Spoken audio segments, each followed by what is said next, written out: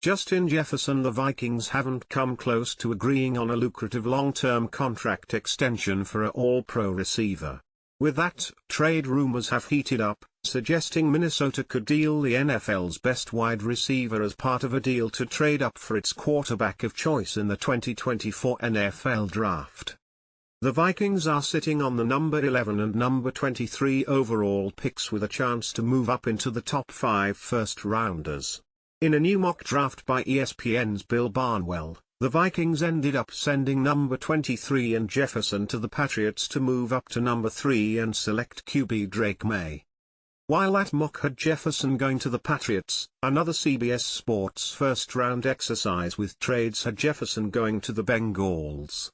Beyond those teams, the Steelers, Chiefs and 49ers have also been mentioned as making an aggressive move to acquire him. The Vikings.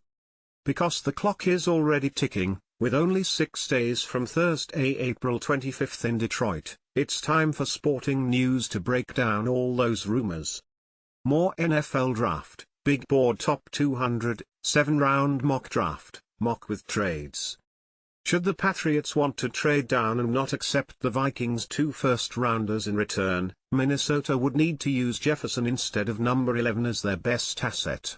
The Vikings should, in this scenario, covet May most after the presumed number 1, Caleb Williams to Bears, and number 2, Jaden Daniels to Commanders, picks. In this deal, the Vikings would not get a wideout in return, and would need to hope 2023 first-rounder Jordan Addison can develop into a top number 1 for the new rookie franchise QB. Jefferson would also play a significant role in lifting a rookie QB right away, so that's where this deal likely doesn't appeal too much to Vikings. It would seem insane for the Bengals to pair Jefferson with former LSU teammates Joe Burrow and Ja'Marr Chase to lead what would immediately become the league's most exciting passing game. Here, it would make sense for the Bengals to deal the Vikings their first-rounder, number 18, for Jefferson, giving the Vikings ample first-round draft capital to get their QB. The Vikings also could mitigate the loss of Jefferson by getting trade candidate T. Higgins in return. The Bengals' issue, in this scenario, is trying to secure Jefferson long-term, given an extension for Chase is looming.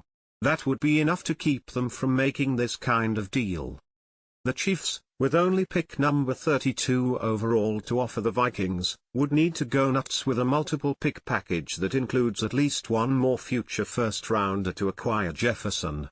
They would then need to figure out a way to pay Jefferson. Kansas City had enough cap difficulties trying to secure defensive Chris Jones and were unable to afford cornerback L'Arius Sneed. Jefferson's next contract is a big enough obstacle would keep Kansas City out of the running in a deal.